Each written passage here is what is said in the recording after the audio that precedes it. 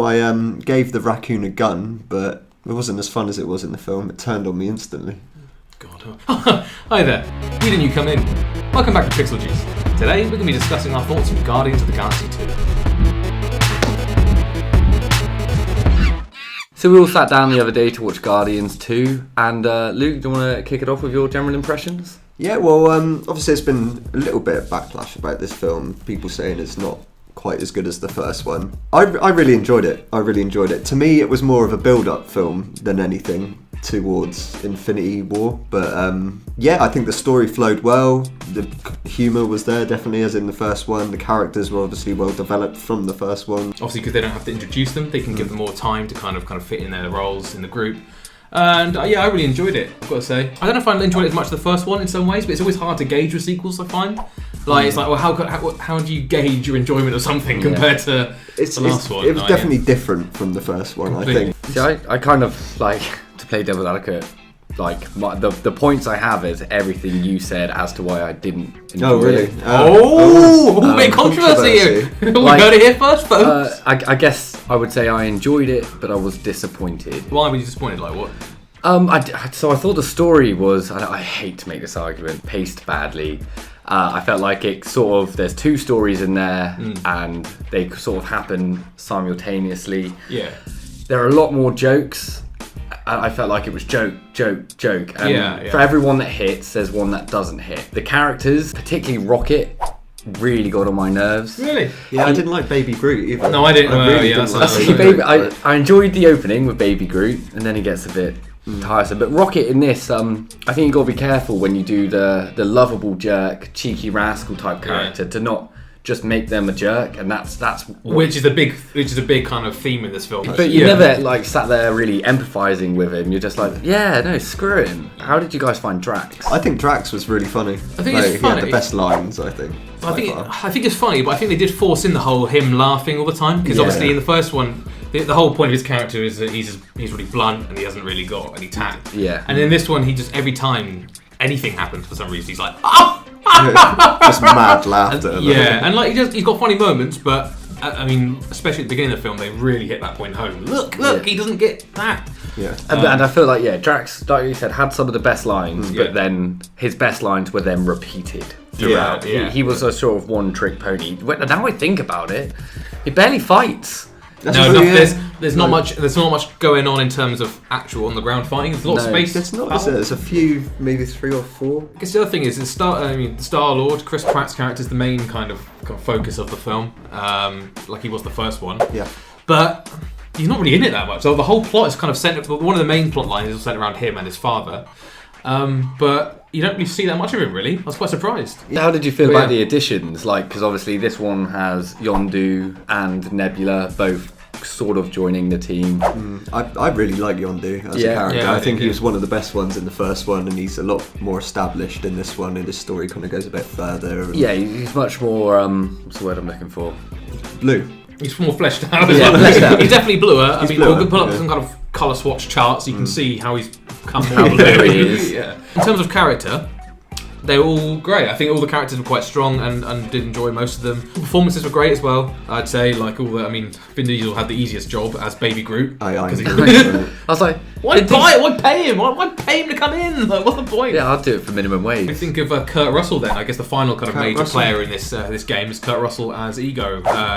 Star-Lord's dad, who comes in very early on in the film. Yeah, well, the film actually opens with it. Yeah. I think he's a really good character. Kurt Russell is obviously, he's a good actor. But also his character's very interesting. And there's a good mystery kind of wrapped up around his character and why Star-Lord's dad, who's mentioned in the first film quite a bit, why he's gone. So moving on from characters now, the storyline's very different in this movie. It's got a very different feel, I think. This one, like you're saying about pacing, does feel a bit slower. There's a lot more kind of discussion going on and a bit more character building. And as you were saying, there are two kind of storylines, and one story revolves around a new group who are basically kind of like the villains, or one of the villains in this film, the Sovereign. So the film opens up with the gang, kind of help doing some work for these guys, and then it all kind of going wrong. And so throughout the rest of the film, the Sovereign are kind of hunting them down. What did you guys think of that? Sort of the plot line, that kind of side of the plot line? They're very gold. They're definitely gold. They're definitely gold. They're established race in the Marvel universe anyway, so they feature quite a lot in Guardians. But I think they did quite a good job of showing us what they're like, because they're quite high society sort Quite of high race. mighty, they look down on everyone else. Introduction to them was all right. I think it was a bit. It wasn't fleshed out enough as a race. They could have had the bit at the beginning. They didn't need to come back. There was no real need for them to be reintroduced into the storyline later on. I thought at all. There was literally no reason, because they kind of get left behind. And then they show up when it's relevant. And they show up just to kind of create something a bit. I think basically just so someone's shooting someone, because that's kind of one half of the plot anyway, isn't it? And then second of all, obviously Star-Lord meeting his dad for the first time, played by Kurt Russell, as we mentioned earlier. They spent a lot of time on his planet called Ego. Well, it's his, it's his planet. It's called Ego. It's his planet.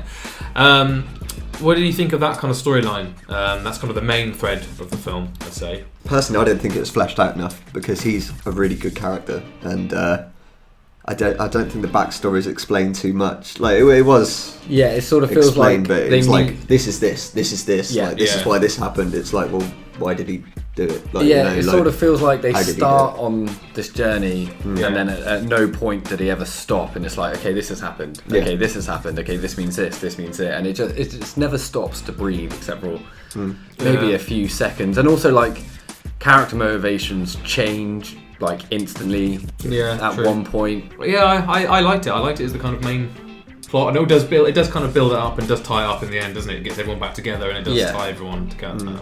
So I really like the way it looked, and obviously they're kind of moving the same style on from the first film.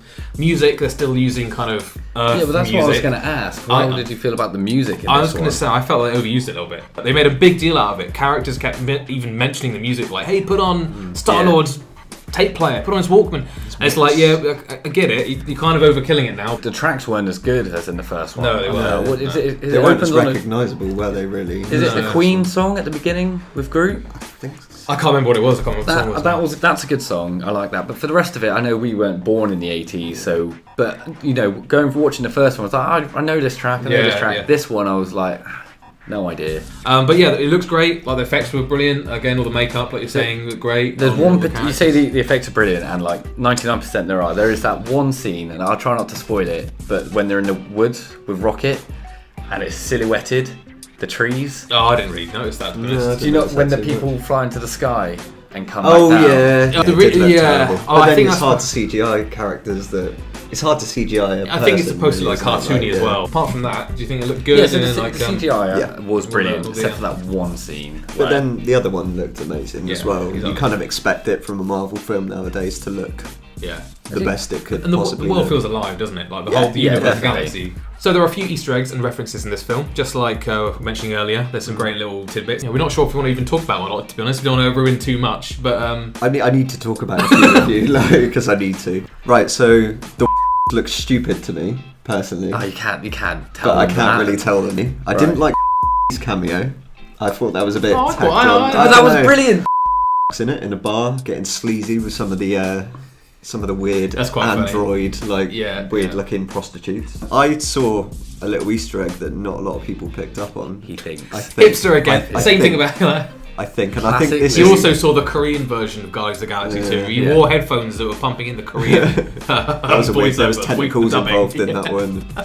But no, so I think I saw figure because that's actually in the first one as well. In Yeah. when he, I can't remember now. We'll carry on. Thank you. Carry on. Jordan might have beat them to spare you from spoilers, but yeah, those are some of the biggest kind of references that are in there. There are more as well. Oh, there's tons. Well, there's tons of probably lots still to be found. Yeah. So yeah, overall, I enjoyed it. I've got to say, I say if we're going to do the love and hate gauging, definitely love the film. Enjoyed it. Had a good time. So I have to say love, because to say I didn't enjoy it would be lying. But ultimately, I was disappointed. I felt like it could have been a lot better. But yeah, I'll go with love. Yeah, I loved it. Obviously. Yeah. I didn't think it was as good as the first one because introduction to the characters It's kind of nice. But yeah, all round, I think it was definitely worth a watch.